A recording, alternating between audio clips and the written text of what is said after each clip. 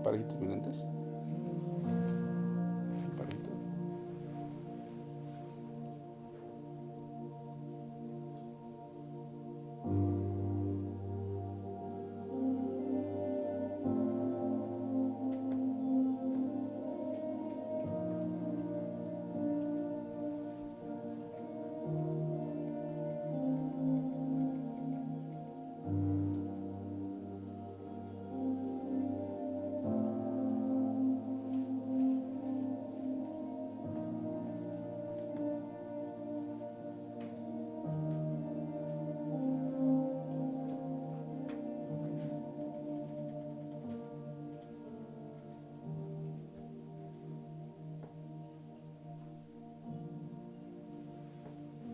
Muy buenos días tengan todos ustedes, hermanos y hermanas de la Iglesia Antioquía en Metepec.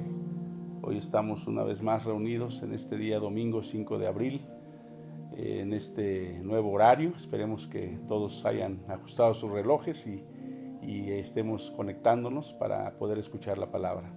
También le damos la bienvenida a todos los que se conectan de diferentes iglesias, de diferentes lugares. Bienvenidos a esta nuestra reunión dominical de enseñanza. Vamos a continuar con nuestra enseñanza de señales antes del fin. Hoy quiero, antes de comenzar con la enseñanza, recordarles que este evento tuvo lugar en la última semana en la que Jesús estuvo en su ministerio terrenal entre nosotros, empezando con lo que hoy el mundo secular celebra como Domingo de Ramos, pero en realidad la Biblia, la palabra de Dios, le llama la entrada triunfal.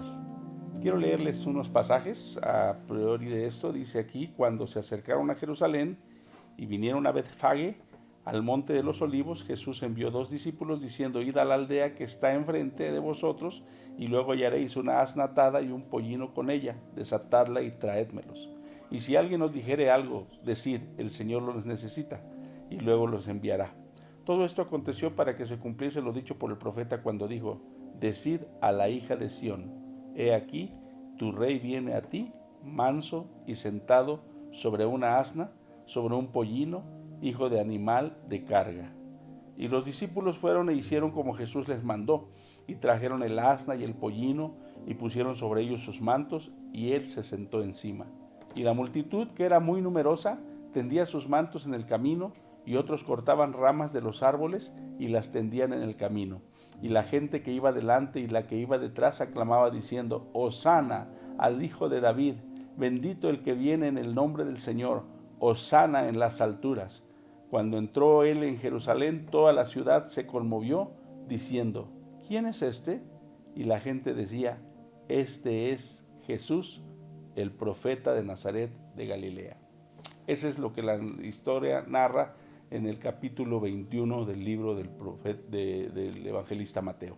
De alguna manera vemos que aquí está el cumplimiento de una profecía que de alguna manera se dio en Zacarías, capítulo 9, y de alguna forma el Señor estaba entrando, como lo que dice aquí en la profecía: he aquí, tu rey viene a ti manso y sentado sobre una asna. Ahora no venía como el rey que venía a reinar, porque él sabía que sería rechazado, aunque el pueblo estaba declarando: Hosana, Hosana al Hijo de David, bendito el que viene en el nombre del Señor, Hosana al Rey en las alturas, ¿verdad? Hosana en las alturas. Ellos no estaban reconociendo en ese momento a Jesús como Rey, porque fíjense lo que sucede. Cuando entró él en Jerusalén, toda la ciudad se conmovió. O sea, los que no venían en esa caravana, en esa multitud que venía vitoreando y diciendo Hosana, estaban en la ciudad y dijeron: ¿qué está pasando? ¿Quién es este? Era la pregunta de ellos: ¿quién es este? Y la gente, en vez de decir es nuestro rey que viene, dijeron: este es Jesús, el profeta de Nazaret de Galilea. Realmente aquí viene nuevamente el rechazo de parte de Jerusalén, de parte del pueblo de Israel, el reinado del Mesías. No supieron entender el tiempo de la visitación. Esto sucedió el domingo que se le conoce como la entrada triunfal.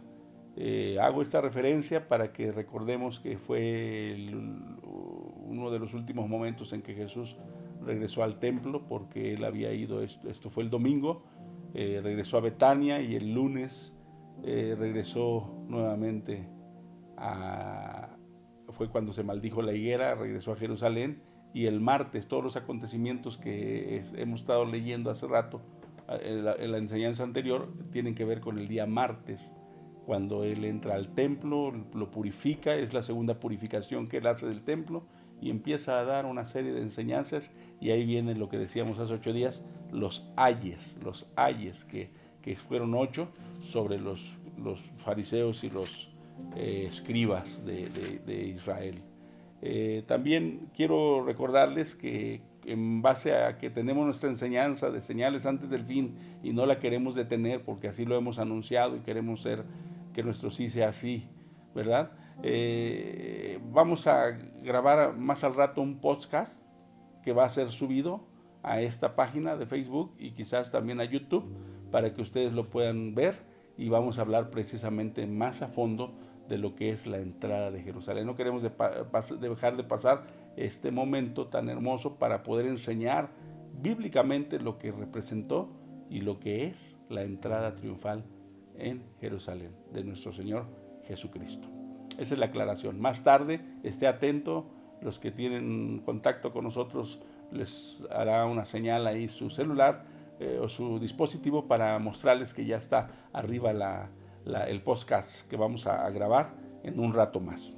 Bueno, vamos a orar. Padre, en el nombre de Jesús, en esta hora queremos poner en tus manos este tiempo, Señor. Hoy es el día del Señor, hoy es el día que tú resucitaste, hoy es el día en que la iglesia celebramos, Señor, que tú estás vivo, Señor. La iglesia de Jesucristo tenemos un Dios vivo, un Dios que oye, un Dios que escucha, que atiende, un Dios que está con nosotros, un Padre bueno que nos ministra, que nos enseña, que nos permite estar reunidos, aunque sea de esta manera, por estos medios, pero hay una unión en todo el mundo donde tus iglesias desde muy temprano hasta más tarde estarán reuniéndose, estarán llevando a cabo sus eventos, estarán llevando a cabo sus enseñanzas, y pedimos, Señor, que tu Espíritu Santo nos ministre, nos hable en estos tiempos difíciles que estamos pasando, pero que sabemos que tú estás con nosotros. Tú prometiste estar con nosotros todos los días hasta el fin del mundo, y el mundo no se ha acabado ni está por acabarse en estos tiempos, así que tu preciosa presencia,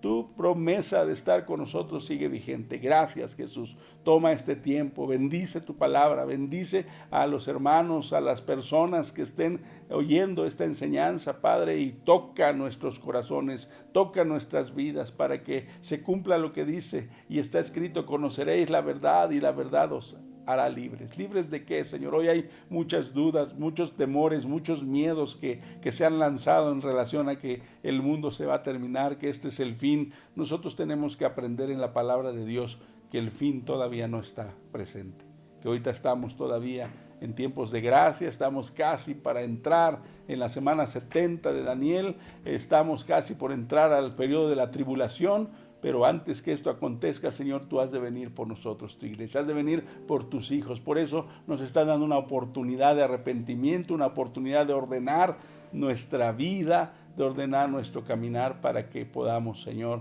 ser dignos en ese día de ser arrebatados juntamente con todos los que murieron, dice tu palabra, y los muertos en Cristo resucitarán primero, y luego los que hayamos quedado seremos arrebatados, seremos transformados en un abrir y cerrar de ojos, y juntos encontraremos al Señor en las nubes, y para estar con Él para siempre. Gracias. Esa es la promesa que hoy estamos esperando, esa es la promesa inminente que tu iglesia estamos esperando, y Señor, tenemos fe y seguimos confiando en ello, pero mientras tanto vamos a aprender los acontecimientos que seguirán o que preceden a ese arrebatamiento, lo que seguirá con Israel y con las naciones que se queden en esta tierra. Gracias, gracias, Señor. Te agradecemos por este tiempo, bendecimos tu nombre y rogamos que tu Espíritu Santo nos guíe. En el nombre de Jesús, amén.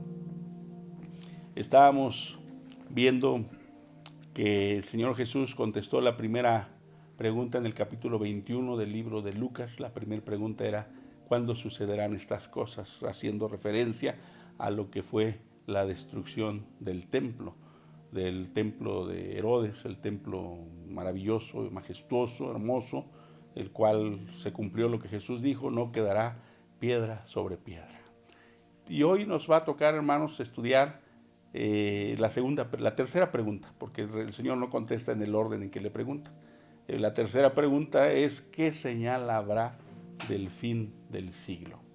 Y recuérdense que no estamos hablando del fin del mundo, estamos hablando del fin. Para los judíos era importante ver el fin del tiempo de los gentiles, porque así lo decía el libro de Daniel, y iba a empezar la era mesiánica, la era donde ellos verían a su rey finalmente reinar y sentarse en el trono de David. A eso se está refiriendo. Era lo que ellos querían saber: cuándo, qué señales habría del fin del siglo, para poder entrar a esa era, a esa etapa tan esperada, tan profetizada en el Antiguo Testamento, en el Talmud que ellos leían, y que estaban deseosos de que llegara ese momento. Vemos que Jesús les empieza a hablar de esto, y esta pregunta se responde en los versos del capítulo 24 de Mateo, versos 4 al 28. En esos 24 versículos está la respuesta a esta pregunta: ¿qué señal habrá del fin del siglo?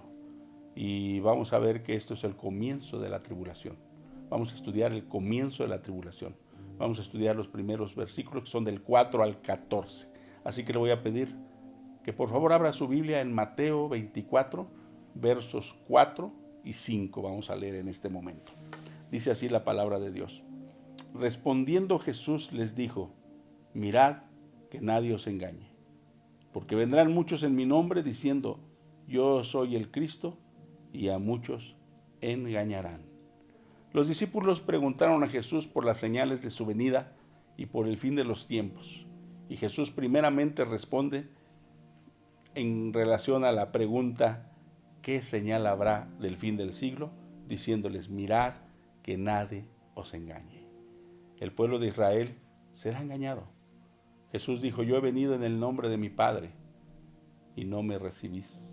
Otro vendrá en su propio nombre y a ese recibiréis. Y si nos damos cuenta, estamos en una época de mucho engaño en todos los sentidos, no solamente en el sentido espiritual, engaño en el sentido político, social, económico, tanto engaño que hay, pero aquí el engaño sería meramente espiritual. El hecho es que siempre el ser humano está queriendo mirar señales, y nos volvemos, al tratar de buscar señales, muy susceptibles a ser engañados, porque hay muchas interpretaciones, hay muchas cosas que se dicen respecto incluso de los acontecimientos que estamos viviendo ahorita. Vean qué mar de información ha habido, cuántas cosas serán verdad, cuántas cosas serán mentira, cuántas cosas serán creadas simplemente para provocar pánico. Entonces estamos en una época verdaderamente de ser susceptibles a ser engañados. Pero acuérdense que esto es para Israel. Israel sería engañado al principio. Hay muchos falsos profetas rondando con falsas señales de espiritualidad, de poder y de autoridad. También nos damos cuenta que hay un engaño muy fuerte, incluso dentro del seno de la propia iglesia, con señales proféticas, con señales de espiritualidad, con cuestiones de autoridad y de poder. Incluso a veces el hombre se ha enseñoreado del mismo hombre, estableciéndose: yo soy el apóstol de los apóstoles, y empiezan con una serie de situaciones: yo soy el gran profeta del Señor, y empieza la soberbia, empieza el ego. ¿Nosotros qué somos, hermanos? Somos ministros del Señor. Tanto los apóstoles, profetas, evangelistas, pastores y maestros, somos lo mismo: siervos escogidos por Dios para cumplir un propósito, y el propósito es perfeccionar a los santos. No es otra nuestra meta. Nosotros no tenemos que enseñorearnos. Nosotros tenemos que ayudarlos a ustedes a conocer la verdad, para que esta verdad los haga libres, y tenemos que enseñarlos a buscar la verdad por sí mismos, en la palabra, que lean constantemente la palabra. ¿Para qué? Para que podamos rechazar esa parte que Jesús dijo: mirad que nadie os engañe. La única manera cierta de guardarnos del engaño, ¿saben cuál es? Fijar la mirada en Jesús a través de su Espíritu Santo, y fijar nuestra mirada en este libro, la Biblia, la palabra de Dios. La palabra de Dios es viva, es eficaz. La palabra de Dios es la verdad de Dios. La palabra de Dios expresa el deseo que Él tiene, que ha tenido de que nosotros entremos en comunión, en intimidad con Él, y esa es la verdad que nos va a hacer libres de todos los engaños, de todas las mentiras, de todas las cosas en las cuales nos quieran sorprender. Por eso en Colosenses dice: puestos los ojos en Jesús, el autor y consumador de nuestra fe. Miren, los seres humanos podemos fallar, pero Jesús nunca le va a fallar a nadie. Nunca le ha fallado a nadie, ni le fallará a nadie. Por eso les invito, mis hermanos, a que siempre tengamos puesta nuestra mirada en el que originó nuestra fe y en el que la va a completar: Jesucristo nuestro Señor. No busque señales especiales y no pierda el tiempo mirando a otros, porque a veces al estar mirando, no, es que aquel dijo esto, es que aquel predicó lo otro, y empieza una serie de dudas, de desestabilización. Vamos a ir a la palabra. ¿Por qué? El engaño lo usa el enemigo, porque el engaño, ¿saben qué produce? Detiene la verdad, y esto provoca confusión, y empieza la gente a decir: no, pues mejor para qué creer, son puras cosas, puros lloros, pura mentira, solo buscan el dinero, solo buscan la fama, solo buscan el poder, y eso ha desacreditado mucho precisamente al evangelio. El engaño detiene la verdad, por eso el Señor dice: tengan cuidado, porque cuando son engañados entra la confusión y la gente empieza a hacer cosas locas, cosas o locuras, ¿verdad?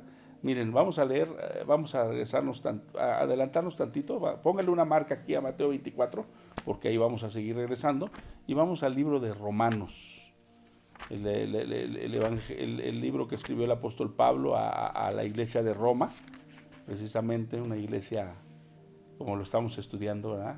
La iglesia que se convirtió en la iglesia papal. Lo estamos viendo el día jueves, no se pierda también esas enseñanzas también interesantes, el mensaje de Jesucristo a su iglesia.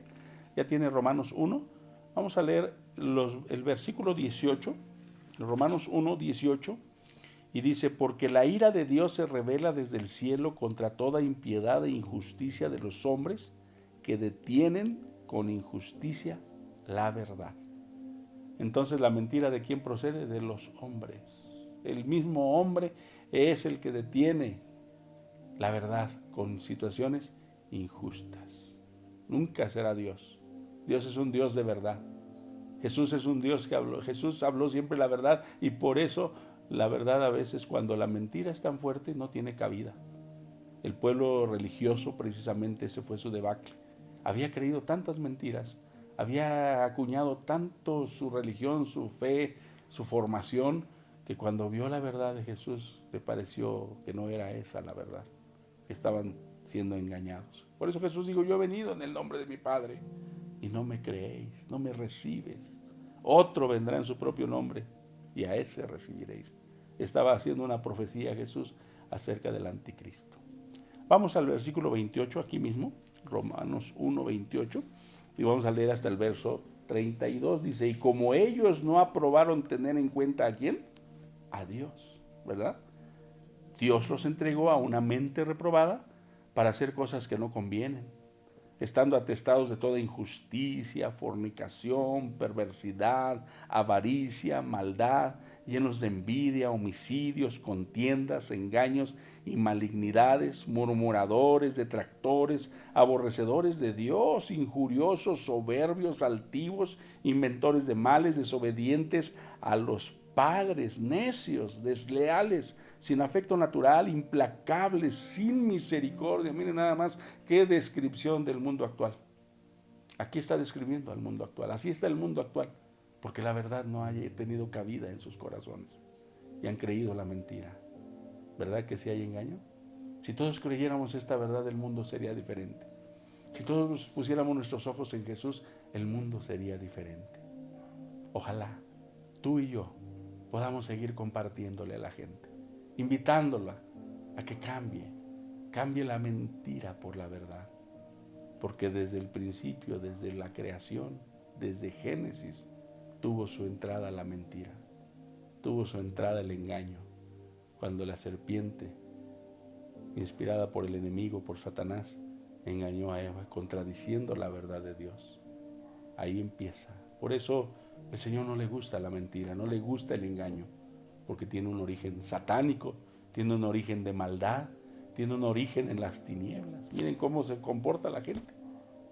Todo este comportamiento es el comportamiento del mundo sin Cristo, y con tristeza puedo decir que algunos, hasta que dicen tener a Cristo, tienen comportamientos así, que no debiera de ser, que no debiera de ser. Fíjense, termina diciendo el verso 32, quienes habiendo entendido el juicio de Dios, que los que practican tales cosas son dignos de muerte. Fíjense bien, aquí no va a decir, bueno, pues son ellos, no hay problema, son ellos, pero fíjense lo que dice la palabra, no solo las hacen, o sea, ellos las hacen, sino que también se complacen con los que las practican. O sea, cuando nosotros entramos en una complacencia con la gente, bueno, pues así es, déjalo, pues total, es su vida. No, hermanos, tenemos que ayudarle, tenemos que reconvenirle, tenemos que decirle, cambia tu vida, sé diferente, ya no vivas así, mira, estás así porque eres pecador, porque te han engañado, te engañó tu filosofía, te engañó tu religión, te engañó tu propio corazón, necesitas venir a Jesús para que puedas conocer la verdad libertadora. Eso es lo que el Señor quiere, que conozcamos esa verdad libertadora. ¿Y quién la tiene, hermanos? Tú y yo, nosotros, la iglesia. Por eso el Señor está permitiendo estas cosas, para que podamos publicar. A lo mejor ya no lo estábamos haciendo como Él quería, porque es nuestra comisión. El Señor dijo, id y predicad el Evangelio a toda criatura. Id y haced discípulos a las naciones. Y el Señor, a través de esta pandemia, a través de esta situación adversa que está viviendo el mundo, nos está orillando, nos está empujando, nos está llevando a ello. Como en un principio también a los apóstoles de Jesucristo, que les digo, no se vayan de Jerusalén hasta que venga la promesa del Padre. Vino la promesa del Padre y se quedaron en Jerusalén. Y el Señor tuvo que traer una tribulación, tuvo que traer una persecución para que fueran esparcidos, y mientras eran esparcidos, predicaban la palabra. Miren lo que Dios hace. Dios permite estas cosas. Alabado su nombre, bendecido su nombre, porque en medio de todo lo que sucede en un mundo de pecado, el Señor lo usa para sus fines, para sus propósitos. Y yo sé que muchos, después de esto que estamos viviendo, se convertirán al Evangelio, creerán en Jesús. No estamos predicando una religión, no estamos diciendo busca una religión, estamos diciendo busca a Jesús, acércate al dador de la vida, al que puede perdonar tus pecados, al que puede perdonar tu maldad. Por eso se hace más complicado predicar la verdad, mis amados hermanos y amigos, que contiene el Evangelio. Mas sin embargo debemos de luchar contra la corriente de este mundo y seguir cumpliendo la gran comisión, porque al final este Evangelio va a seguir predicado, esté la iglesia o no esté la iglesia, el Evangelio va a continuar siendo predicado. Miren, fíjense lo que la palabra expresa. Vamos a 2 de Tesalonicenses, vamos más adelante al capítulo 2, y vamos a ver ahí en 2 de Tesalonicenses, en los versos del 7 al 12, qué es lo que nos dice la palabra respecto a estas cosas. 2 de Tesalonicenses 2, versículo 7 al 12. Dice así: porque ya está en acción el misterio de la iniquidad, solo que hay quien al presente lo detiene hasta que él a su vez se ha quitado de en medio. Y entonces se manifestará aquel inicuo, a quien el Señor matará con el espíritu de su boca y destruirá con el resplandor de su venida. Inicuo, cuyo advenimiento es por obra de Satanás. ¿Cómo va a venir? Con gran poder y señales y prodigios. ¿Cómo son esos prodigios? Mentirosos. Por eso la mentira que camina y que se mueve por todo el mundo está preparando el terreno para que este tiempo, este va a ser el mayor mentiroso. El anticristo va a ser el mayor mentiroso. Él va a actuar con poderes satánicos, así como engañó a Eva, va a engañar a toda la humanidad, y ha estado engañando a parte de la iglesia. El apóstol Pablo en una de sus cartas dice: me temo, le está diciendo a la iglesia de Corintios, me temo que como la serpiente engañó a Eva, también ustedes hayan sido extraviados de la verdad. Qué tremendo es eso, hermanos. Es fuerte. Por eso siempre hablemos verdad, verdad ante todo. Dice, y entonces se manifestará aquel inicuo, ya lo dijimos, ¿verdad? Que el Señor destruirá. Dice que con prodigios mentirosos, verso 9, vamos a leer el verso 10 y hasta el 12. Y con todo engaño de iniquidad, vean, con todo engaño de iniquidad para los que se pierden. ¿Quién se va a perder, hermanos? dice aquí, por cuanto no recibieron el amor de la verdad para ser salvos. Se pierde aquel que abre su corazón a la mentira, que crea las cosas sin fundamento, que le dices, bueno, ¿y dónde dice? Y dicen, pues es que lo dicen allá. No, enséñame, dame un fundamento. Es que lo leí en tal libro. No, pero ¿cuál libro? No hay un fundamento. Los cristianos tenemos un fundamento, la palabra de Dios. La palabra de Dios que es viva y eficaz. La palabra de Dios que es como una antorcha que alumbra en lugar oscuro. Aleluya. Por eso dice que con todo engaño de iniquidad para los que se pierden por cuanto no recibieron el amor de la verdad para ser salvos. Por favor, si tú estás oyendo y has dicho esto no es así, reconoce que necesitas el amor de la verdad. Lo que Dios te quiere decir es la verdad, es lo bueno. Pídele a Dios que te revele y que te muestre. Por esto Dios les envía un poder engañoso para que crean la mentira. Fíjense bien, hay un poder engañoso. Si la verdad no tiene cabida en tu corazón, un poder engañoso te va a arropar hacia la mentira. Dice, a fin de que sean condenados todos los que no creyeron a la verdad, sino que se complacieron en la injusticia. ¿Cuál es la injusticia? Toda la serie de manifestaciones del pecado que leímos hace un momento en Romanos, capítulo 1, versos del 28 al 32. Toda esa lista de cualidades, de personas. Quien se niega a recibir el amor de la verdad que está en Jesús, está muy expuesto a creer el engaño, está muy expuesto a la mentira, que cada vez se va a ir haciendo mayor en esta época. Hoy hay mucha mentira en la realidad de lo que está pasando. No sabemos cómo es la verdad de esto que está sucediendo. Pero lo mejor es decir, Señor, en ti vamos a descansar. Vamos a regresarnos a Mateo. Después de que vayamos a Mateo, vamos a ir a Apocalipsis. Y así como deja usted una marca en Mateo, le voy a pedir que deje una marca en Apocalipsis 6, porque vamos a estar viendo alternadamente estos pasajes, Mateo 24 y Apocalipsis 6, para ver la relación que tienen los pasajes en cuanto a lo que habla la escritura de la tribulación. Aquí en el Mateo 24 vamos a leer 3 versículos, 3 marcadores de tiempo que se encuentran en los versículos del 6 al 14, y de alguna manera podamos conocer que la misma Biblia, ya la vez pasada les dije, la Biblia se interpreta a sí misma. Nos va a enseñar aquí mismo en Mateo 24 cómo están los acontecimientos y el orden que estos tienen. Por ejemplo, vamos a leer 24:6. ¿Qué dice el 24:6? Dice, y oiréis de guerras y rumores de guerras, mirad que no os turbéis, porque es necesario que todo esto acontezca, pero aunque no es el fin. Ahí está, Jesús mismo está declarando, tengan paz, no es el fin, no ha llegado el fin. Ese es el primer marcador, versículo 6, aún no es el fin. El segundo marcador lo encontramos en el versículo 8.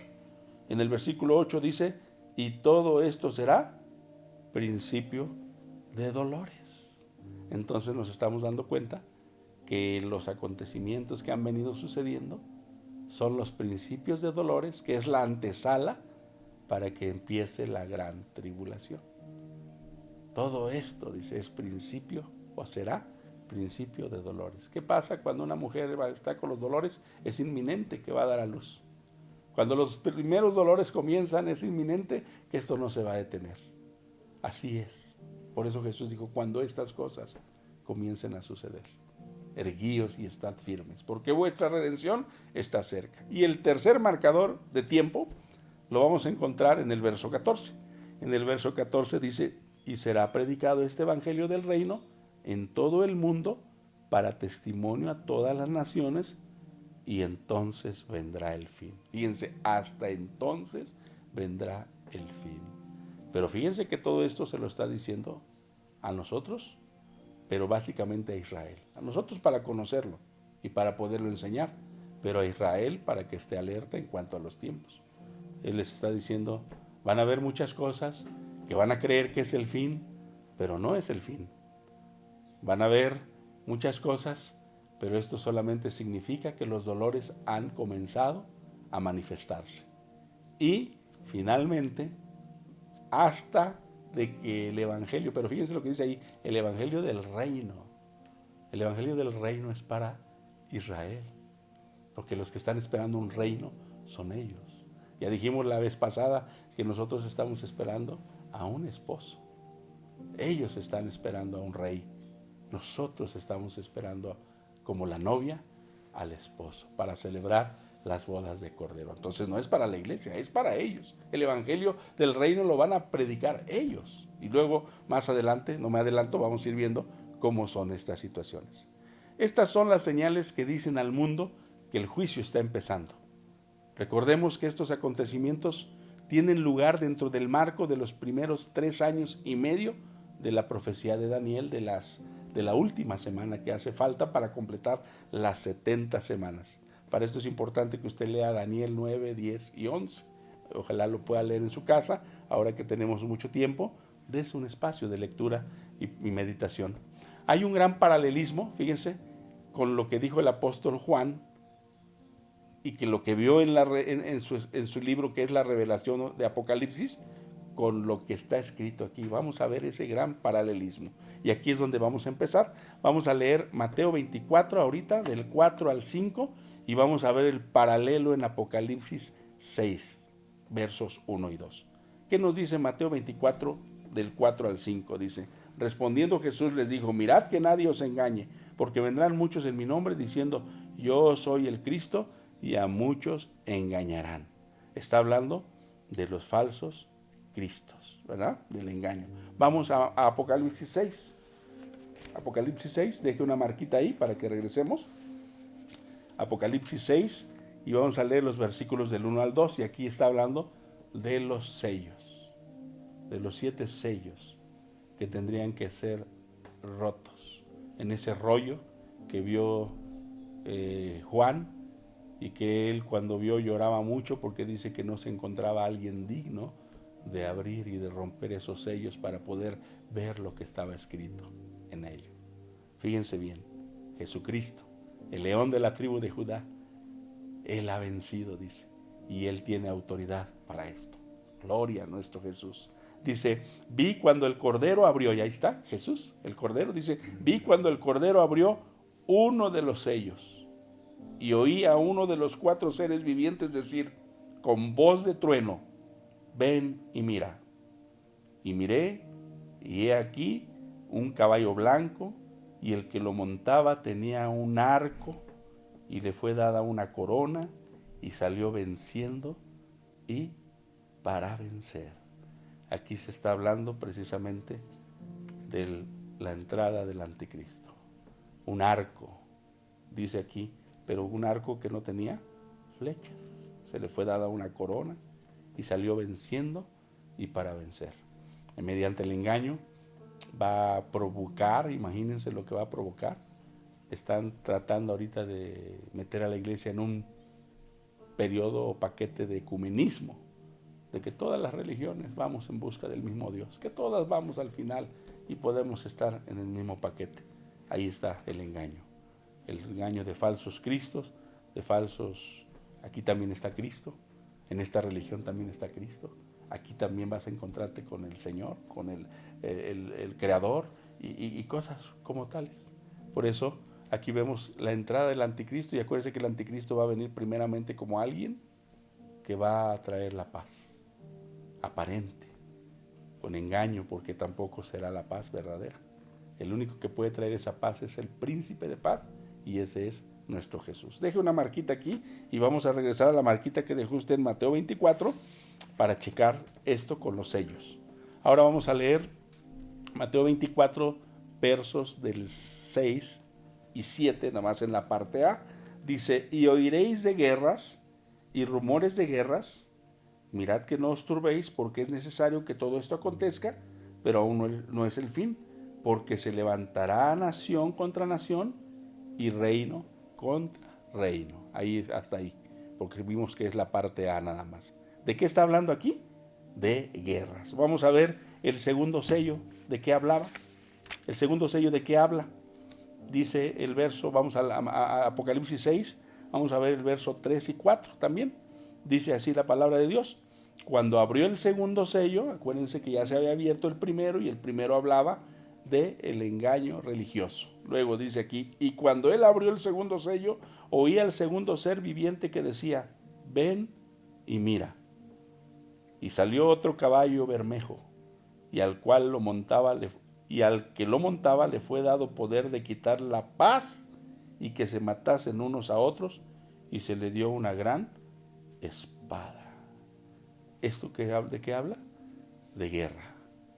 ¿Qué es lo que quita la paz? Las guerras.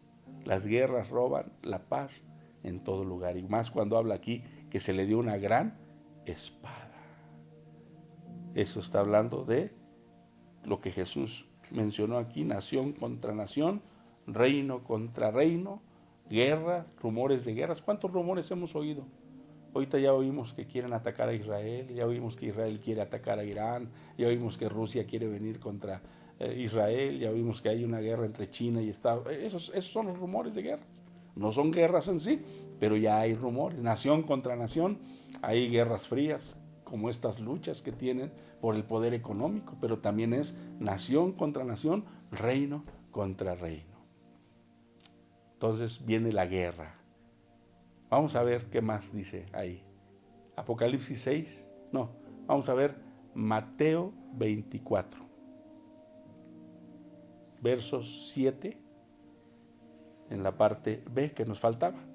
Dice, y habrá pestes y hambres y terremotos en diferentes lugares. Pero aquí vamos a enfocarnos a lo que dice que habrá hambres, ¿verdad? Eso es lo que va a producir lo que sigue el tercer sello. Regresémonos a Apocalipsis capítulo 6, y en Apocalipsis 6, viendo los versos del 5 al 6, vamos a ver qué nos dice el tercer sello. ¿Ya vieron el paralelismo? ¿Ya vieron cómo tiene relación lo que está diciendo Jesús en Mateo con lo que le fue revelado a Juan en Apocalipsis capítulo 6 respecto a la apertura de los sellos? El tercer sello dice, y cuando abrió el tercer sello, oí al tercer ser viviente que decía, ven y mira. Le estaba diciendo a Juan, y miré, y he aquí un caballo negro, y el que lo montaba tenía una balanza en la mano. ¡Wow! Y oí una voz de en medio de los cuatro seres vivientes que decía, 2 libras de trigo por un denario, y 6 libras de cebada por un denario, pero no dañes el aceite ni el vino. ¿Esto de qué habla? Crisis económica, hermanos. Crisis económica que producirá escasez. Crisis económica que va a producir hambre. Y la crisis económica está marcada en las Sagradas Escrituras como uno de los sellos que empieza la tribulación. La tribulación va a empezar con el engaño religioso, con las guerras, con el quitar la paz a través de esas guerras, con traer el hambre a través de las crisis económicas que se van a producir, y ya vamos en el tercer sello. Acuérdense que se habla de los 4 jinetes del Apocalipsis. Aquí están. Es una realidad, es una verdad. Son espíritus que van a ser enviados a la tierra para cumplir los propósitos que Dios tiene y para cumplir la palabra que Él estableció. Vamos a leer aquí Mateo 24, nuevamente en el verso 7, nos regresamos a Mateo 24, verso 7, dice en la parte B, pero vamos a ver lo que nos faltó, dice, habrá pestes, ¿verdad? Habrá terremotos en diferentes, y también las hambres, las metemos ahí, habrá pestes y hambres y terremotos en diferentes lugares. ¿Qué produce la peste? ¿Qué produce el hambre? ¿Qué produce los terremotos? ¿Qué produce la guerra? Muerte. Muerte. Vamos a ver lo que dice, ahora vayamos a Apocalipsis 6, vamos a ver lo que dicen los versículos 7 y 8, vamos a ver la apertura del cuarto sello. Dice aquí, cuando abrió el cuarto sello, oí la voz del cuarto ser viviente que decía, ven y mira. Recuerden que el que está abriendo los sellos es Jesús, el Cordero de Dios. Dice, cuando abrió Jesús el cuarto sello, oí la voz del cuarto ser viviente que decía, ven y mira. Miré, y he aquí un caballo amarillo, y el que lo montaba tenía por nombre Muerte, y el Hades le seguía, y le fue dada potestad sobre la cuarta parte de la tierra para matar con espada, ahí está la guerra, con hambre, ya lo vimos, con mortandad y con las fieras de la tierra. Esas son las pestes. ¿Qué son las fieras de la tierra? Son esas fieras que atacan, como ahorita el coronavirus. Una fiera que de alguna manera no se ve. Sales, pero no sabes en dónde está ni en qué momento la puedes pescar. Esas son las fieras de la tierra, no son los leones, no son, esos los vemos y nos escondemos. Esas no se miran.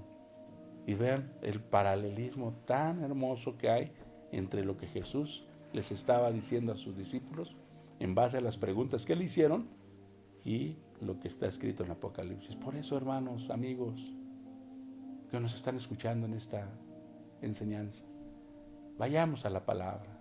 La palabra es el libro más actual.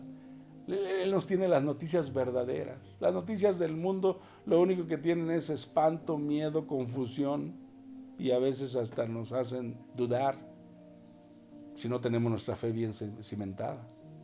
Sin embargo, la palabra de Dios es tan perfecta que esto se escribió tantos años atrás. Jesús estaba hablando antes de su muerte. ¿Saben cuándo sucedió esto? En abril del año 30 de nuestra era. En abril del año 30 fue cuando Jesús murió por nuestros pecados. Fíjense cuántos años han pasado. El apóstol Juan, más o menos, dicen que él tuvo esta revelación como por el año 100 aproximadamente de nuestra era. ¿Cuántos años habían pasado entre el año 30 y el año 100? 70 años. ¿Y cuántos han pasado del año 100 a nuestra época? Estamos hoy en el 2020. ¿Han pasado cuántos años? 1900 y fracción de años. Imagínense nada más. Y este libro es tan actual después de tantos esos tiempos, porque este no es un libro común, este es un libro que trae revelación, y es un libro que se debe de leer, pero después de leerlo hay que estudiarlo. Por eso la gente a veces dice, no, es que yo lo leo y no lo entiendo. Busca una iglesia, busca un lugar donde te lo enseñen, porque es un libro maravilloso. Cuando lo estudiamos, es un libro maravilloso. Entonces vendrá violencia, hambre y pestes. Miren, qué impactante es ver la armonía que tiene la palabra de Dios, mostrando acontecimientos proféticos que vemos que empiezan a suceder. Por eso dice, son principios de dolores. Todavía no empieza la tribulación. Esto está anunciando que ya viene la tribulación. Apenas vienen los dolores. Lo que estamos viendo no es todavía la tribulación, hermanos. Recuerden que para que la tribulación venga, necesita que sea quitado al que al presente detiene la manifestación del anticristo. ¿Y saben quién lo detiene? El Espíritu Santo, que está en la iglesia. Cuando la iglesia sea quitada y el Espíritu Santo sea quitado de este mundo, entonces será el espacio total, el terreno fértil, para que el anticristo pueda traer el máximo engaño que jamás se haya visto en la humanidad. Esto conduce a nuestras vidas, hermanos, a algo, a nosotros los que estamos esperando en el Señor, los que estamos esperando su segunda venida, pero en la primera fase, que es el arrebatamiento. Esto conduce que nuestras vidas deban de ser perfeccionadas, que empecemos a abrazar más los caminos de santidad, hermanos, que veamos la santidad como algo necesario en nuestras vidas. Jesús dijo, sin santidad nadie verá al Señor. A través del apóstol Pablo nos mandó decir eso. Es necesario que haya santidad en nuestras vidas. Es necesario que tengamos santidad en nuestras vidas. No pierda esta marca, porque todavía vamos a regresar a Apocalipsis, aunque antes vamos a ver en 2 de Corintios precisamente una advertencia para nosotros. Después de que hemos estado oyendo todo esto, vamos a 2 de Corintios capítulo 7 y vamos a ver la advertencia que tiene el Señor a nuestras vidas. Capítulo 7 dice en el verso 1, 2 de Corintios 7:1, dice, así que, amados, puesto que tenemos tales promesas. ¿Cuáles son las promesas que tenemos? De que el Señor vendrá por su iglesia, de que la iglesia no fue puesta para ira, de que la iglesia va a ser arrebatada. Miren, tenemos esas promesas de parte de Dios, ¿verdad? Dice, limpiémonos de toda contaminación de carne y de espíritu, óyalo bien, de carne y de espíritu, perfeccionando la santidad en el temor de Dios. Perfeccionando la santidad que ya tenemos de parte del Señor, perfeccionándola. Y saben, lo único que puede perfeccionar la santidad es el temor, no el miedo, el temor, el respeto que tengamos a Jesucristo y a su palabra. De esa manera podemos ser perfeccionados en nuestro proceso de santificación. Así que hagamos caso, hermanos, a lo que dice la palabra. Para nosotros no son esos tiempos, son tiempos para Israel, van a ser tiempos duros. Por eso el martes que orábamos en nuestra reunión de oración pedíamos por Jerusalén, que va a pasar por el engaño, que va a pasar por todos esos momentos tan difíciles, y que estemos orando por ellos, que Dios los guarde, que Dios los cuide, porque van a hacer cosas tremendas. Dice que va a venir una tribulación cual nunca se había visto ni se volverá a ver en todo el tiempo. Nuestra limpieza, hermanos y hermanas, amigos, comprende una acción doble. ¿En qué consiste esa acción doble? Consiste, por un lado, en apartarnos del pecado, ¿verdad? Y volvernos a Dios, ¿verdad? Apartarnos del pecado y volvernos a Dios. Eso es la acción doble. Primero, me aparto del pecado, ¿pero para qué? Para volverme a Dios. Ahí está la acción doble. Me aparto y vuelvo hacia Dios. Porque si yo me aparto del pecado, pero me voy a otra religión, a otro sistema, a otra filosofía, eso no opera así. Es apartarme del pecado con la ayuda del Espíritu Santo, con la ayuda de la palabra de Dios. Porque muchos dicen, bueno, ¿qué es el pecado? Aquí lo encontramos, aquí está.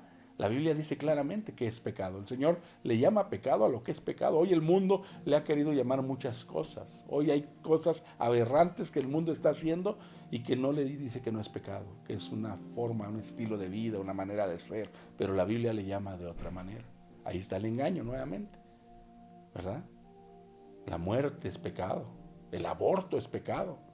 Y el hombre lo aprueba y dice, no pasa nada, tienes derecho, es tu cuerpo, haz con tu vida lo que quieras. Qué bárbaro, qué fácil es decir eso.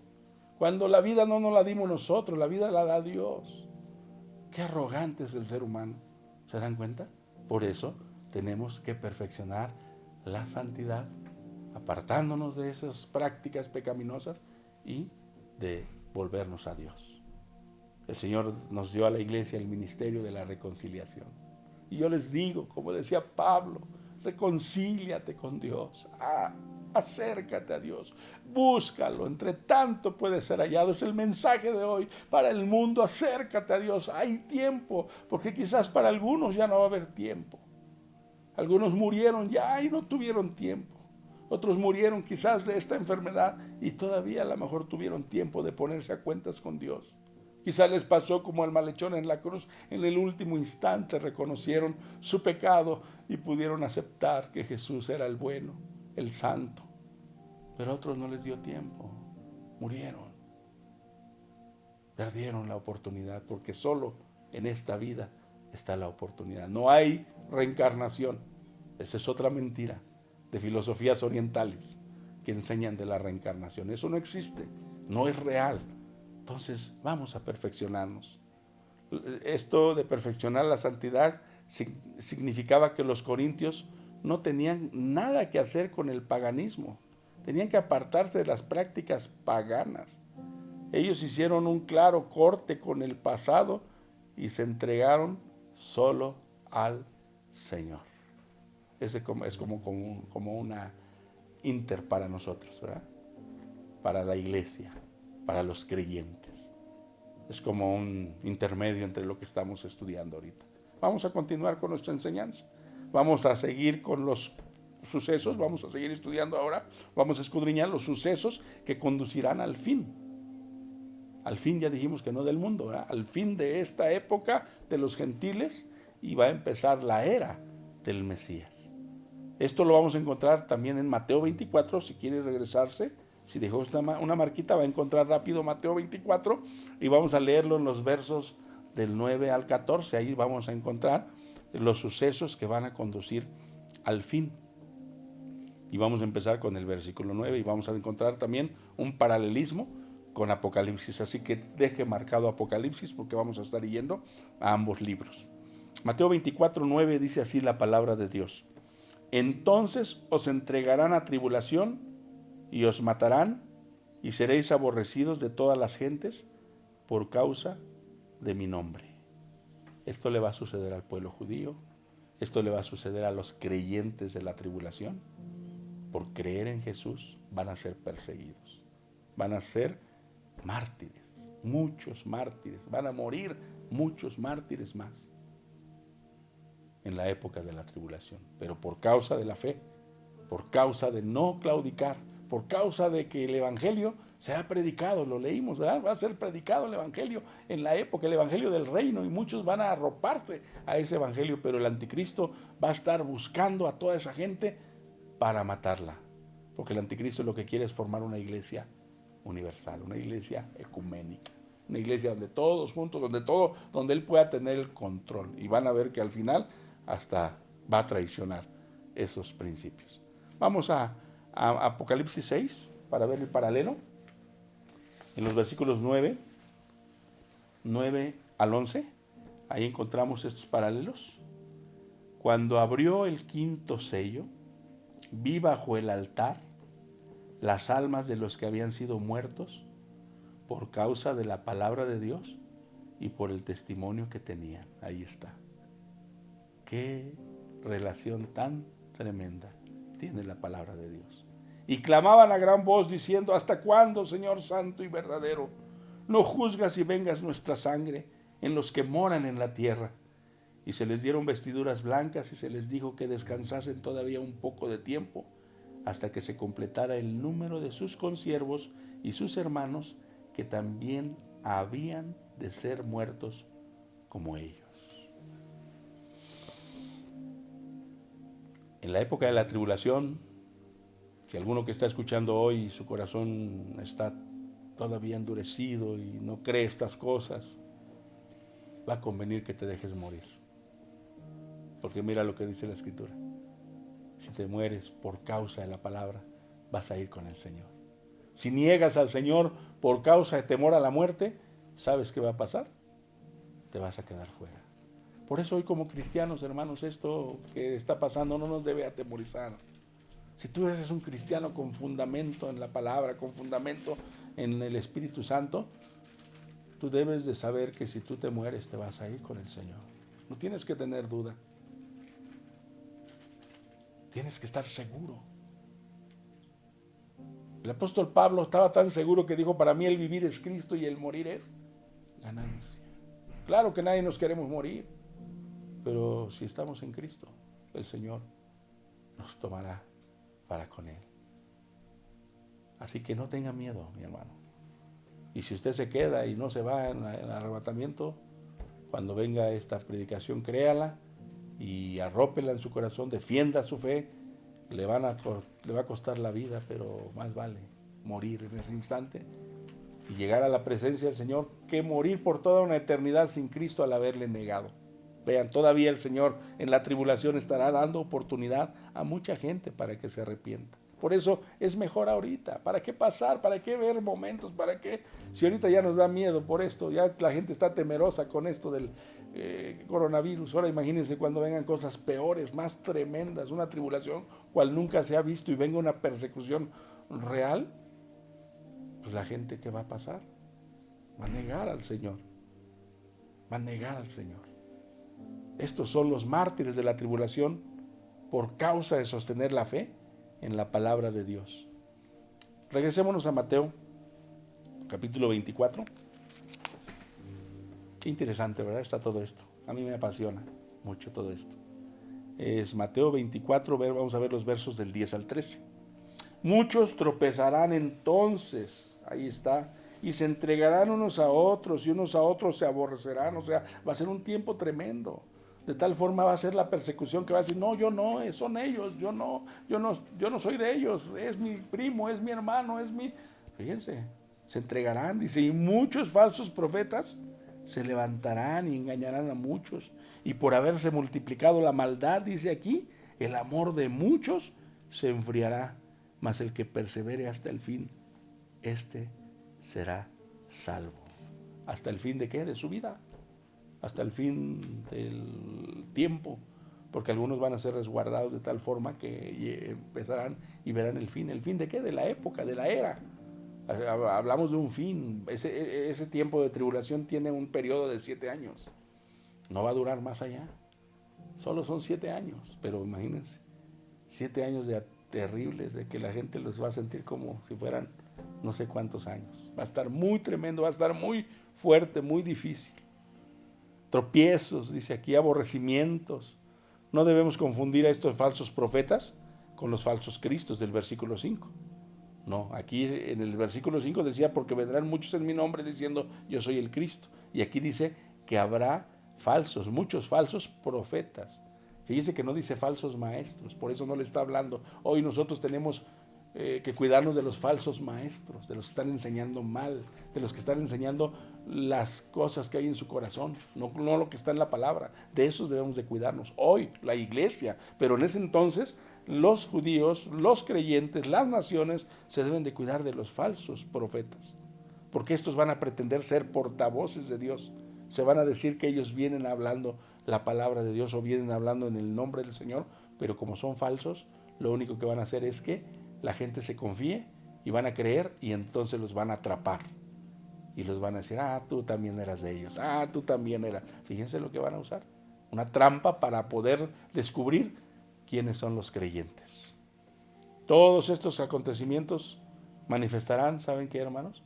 Un caos mundial, porque dice que se entregarán, habrá engaños, dice que se multiplicará la maldad, el amor de mucha gente se va a enfriar. Se va a enfriar. No dejemos que en estos tiempos se enfríe.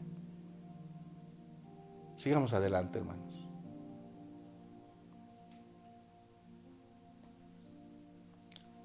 Apocalipsis. No, vamos a Mateo. No, sí, Apocalipsis 6. No, sí, Apocalipsis 6, perdón. Nos regresamos a Apocalipsis. Yo ya perdí mi marca, perdón. Lo bueno es que Apocalipsis es un libro fácil de encontrar.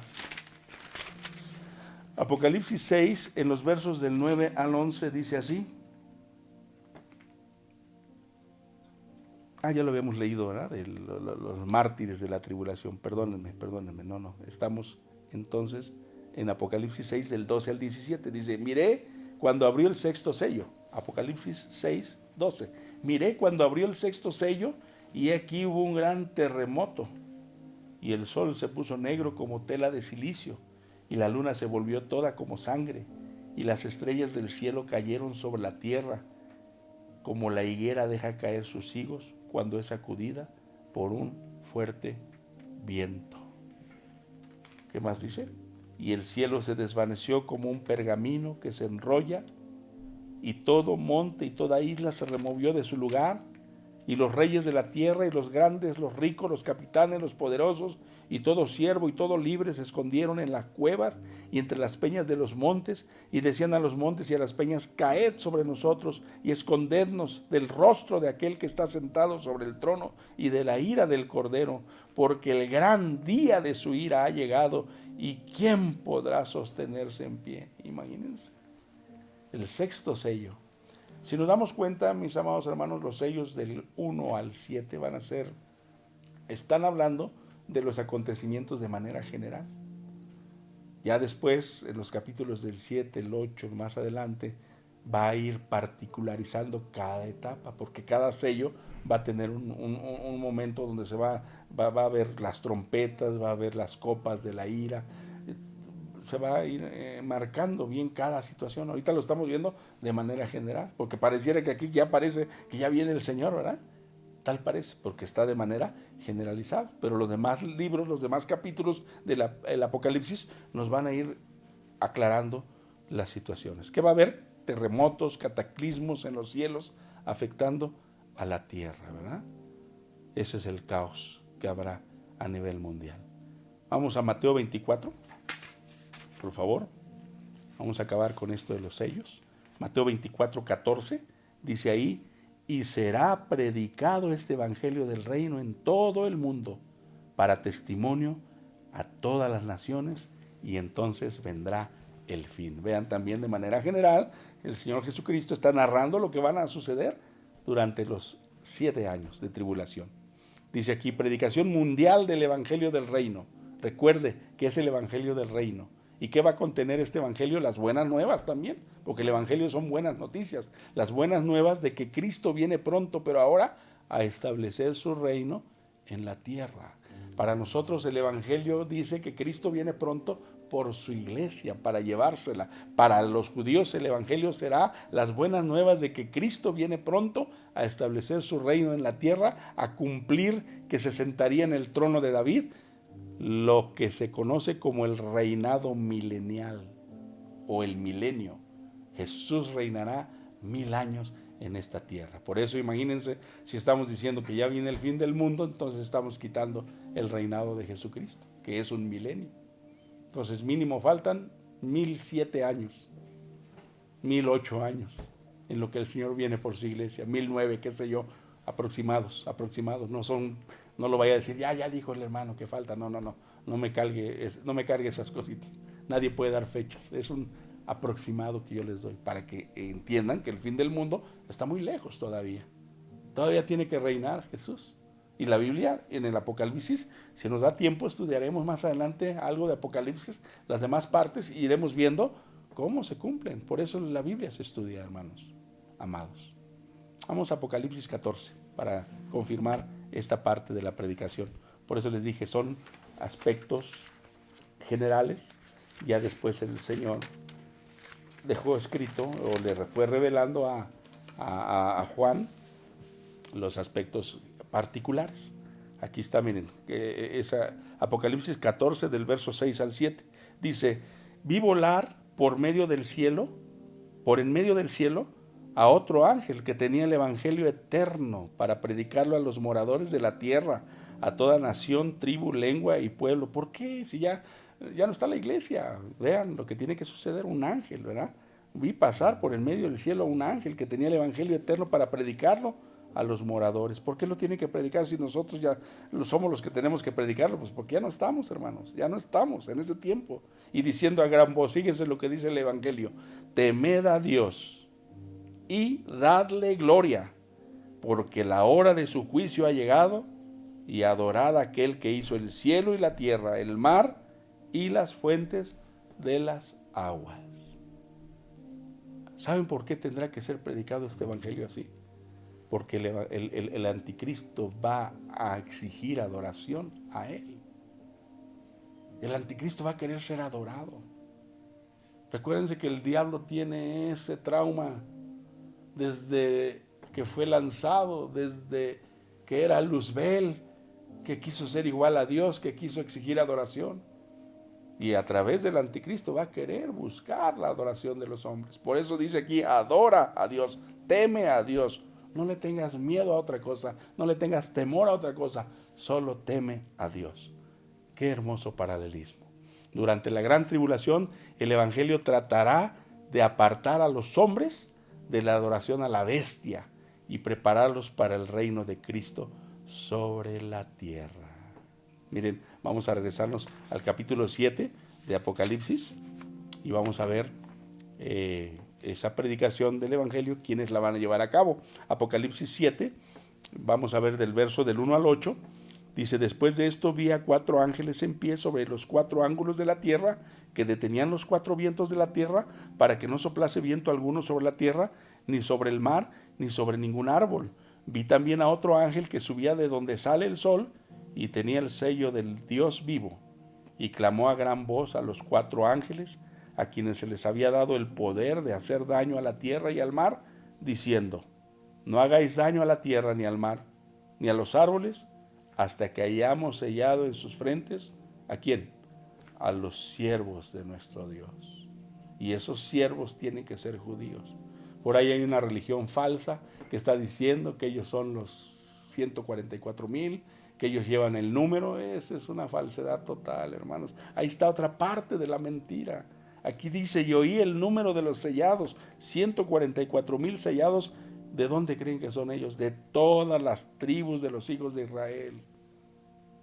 Y aquí mexicanos, argentinos y chinos que han abrazado esa religión, se dicen que ellos son, que ahí están entre ellos los 144,000. La Biblia dice claramente que son de las tribus de los hijos de Israel. Y hasta dice, de la tribu de Judá, 12,000 sellados. De la tribu de Rubén, 12,000 sellados. Por si hubiera duda. De la tribu de Gad, 12,000 sellados. De la tribu de Aser, 12,000 sellados. De la tribu de Neftalí, 12,000 sellados. De la tribu de Manasés, 12,000 sellados. De la tribu de Simeón, 12,000 sellados. De la tribu de Leví, 12,000 sellados. De la tribu de Isaacar, 12,000 sellados. De la tribu de Zabulón, 12,000 sellados. De la tribu de José, 12,000 sellados. De la tribu de Benjamín, 12,000 sellados. Que 12,000 por 12 da 144,000. Estos serán los 144,000 judíos que serán sellados. ¿Para qué? Ellos van a ser, ahora sí que las primicias del pueblo judío para nuestro Dios. La primicia de los judíos para nuestro Jesucristo. Fíjense lo que dice. Ahora vamos a ver los versos del 9 al 10, aquí mismo. De la multitud dice: después de esto miré y aquí una gran multitud, la cual nadie podía contar, de todas naciones y tribus y pueblos y lenguas, que estaban delante del trono y en la presencia del Cordero. ¿Cómo estaban? Vestidos de ropas blancas y con palmas en las manos, y clamaban a gran voz diciendo: la salvación pertenece a nuestro Dios, que está sentado en el trono, y al Cordero. ¿Saben quién es esta multitud? Esta multitud es de carácter multinacional, porque dice aquí que son de todas las naciones, tribus, pueblos y lenguas. Esto bien representa el fruto evangelizador de estos 144,000 siervos de Dios, que también van a ser preparados para predicar la tierra. Imagínense, dice que no se debe de dañar la tierra hasta que ellos sean sellados. Durante el periodo de la tribulación de los 7 años, ellos van a evangelizar, ayudados por ese ángel que trae el evangelio eterno para predicarlo a las naciones. Dice ahí: en su ira Dios recordará la misericordia, porque así es el Señor. Al pueblo de Israel a veces lo movió a ira, pero en momentos también Israel pudo ver la misericordia de Dios. Y hay un pasaje que dice ahí en Habacuc: Señor, en medio de la ira, acuérdate de que eres misericordioso. En su ira Dios va a recordar que también es misericordioso. Las ropas blancas de las que habla, de estas personas que están aquí, que es una gran multitud, dice que son un atuendo de los creyentes que vencieron o de los mártires. Era común que la multitud agitase las palmas para celebrar las victorias. Debemos haber notado que en todos estos acontecimientos que se mencionan no aparece el término iglesia. Qué hermoso, no aparece el término iglesia. Y ya llevamos analizados los hechos de los 3 primeros años y medio de la tribulación.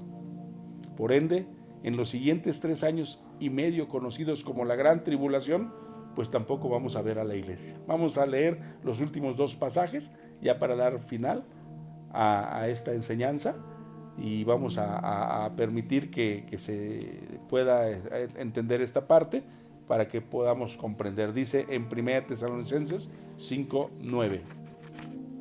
1 Tesalonicenses 5:9.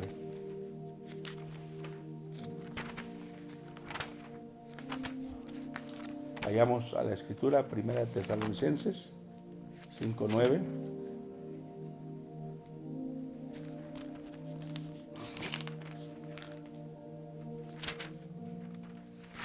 Primera Tesalonicenses capítulo 5, versículo 9, dice así: porque no nos ha puesto Dios para ira, sino para alcanzar salvación por medio de nuestro Señor Jesucristo. Entonces, cuando dice aquí, ahí le está hablando a la iglesia. No nos ha puesto a la iglesia, a Dios, para ira. Nos ha puesto para alcanzar la misericordia. Pablo declara que no nos ha puesto a los creyentes para pasar por ese tiempo de la ira. Recuerden que la tribulación va a desatar la ira de Dios, ¿verdad? Fíjese lo que dice aquí en el capítulo 1, vamos a ver lo que dice el capítulo 1 de este mismo libro de Tesalonicenses, pero en el verso 10 dice: y esperar de los cielos a su Hijo, al cual resucitó de los muertos, a Jesús, quien nos libra de la ira venidera. ¡Wow! ¡Qué hermoso! Entonces ya estamos estableciendo bien los espacios de tiempo y qué palabra es para cada quien. Así que nosotros, hermanos, no pasaremos por la tribulación, porque la tribulación es un tiempo de ira, la ira de Dios desatada. Habrá ira en el día del Señor, pero será la ira de Dios sobre este mundo incrédulo que rechazó y se burló de Cristo. Cuando pensamos en el juicio divino, debemos dar gracias a Cristo por salvarnos de este horrible destino al morir por nosotros. Qué hermoso. Vamos a dejar la enseñanza hasta ahí y vamos a continuar el próximo domingo. Así que les invito el próximo domingo a las 10:30 a conectarse nuevamente. Está muy interesante todo esto. Todavía nos falta ver varias situaciones, varios acontecimientos y vamos a seguir viéndolo a la luz de la palabra. También les invito a que el martes a las 7:15 se conecte para también tener nuestra reunión de oración y una breve enseñanza de la palabra. Y el día jueves a las 7:15 también le invitamos para que se conecte para nuestra reunión de enseñanza de iglesia. Y les invitamos a todos a que también estén participando de la enseñanza del mensaje de Jesucristo a su iglesia. Y finalmente les quiero recordar que vamos a subir un podcast al ratito, más al rato, más en la tardecita, donde se va a hablar de la entrada triunfal. Esté al pendiente, por favor. Todo esto nos sirve, todo esto es importante. La palabra es viva y eficaz. La palabra nos da fortaleza, nos da ánimo. Padre, te damos gracias, bendecimos tu nombre y rogamos, Padre, que esta enseñanza fortalezca, anime nuestros corazones a seguir santificándonos, a seguir apartándonos para ser dignos de ser apartados de ese día de la ira, pero también nos sirva esta enseñanza para enseñarle a la gente la verdad de las cosas, la verdad de lo que es para la iglesia, la verdad de lo que es para Israel y cómo Israel pasará por la gran tribulación y será engañado. Y vemos que la apertura hasta ahorita que vimos los 6 sellos que fueron abiertos son situaciones que enmarcan toda la etapa de la tribulación por la que se pasará, pero Dios tendrá un trato con Israel, los cuidará, y a todos aquellos que quieran conocer a Dios en ese tiempo, a Jesús, van a tener que morir, pero su muerte será necesaria para ser salvos. Gracias, Padre, porque nos aclaras estas cosas, porque sentimos la seguridad y podemos declarar que tú eres bueno todo el tiempo. Todo el tiempo Dios es bueno. Muchas gracias, Señor. Amén. Dios me los bendiga, mis amados hermanos y amigos. Hasta pronto.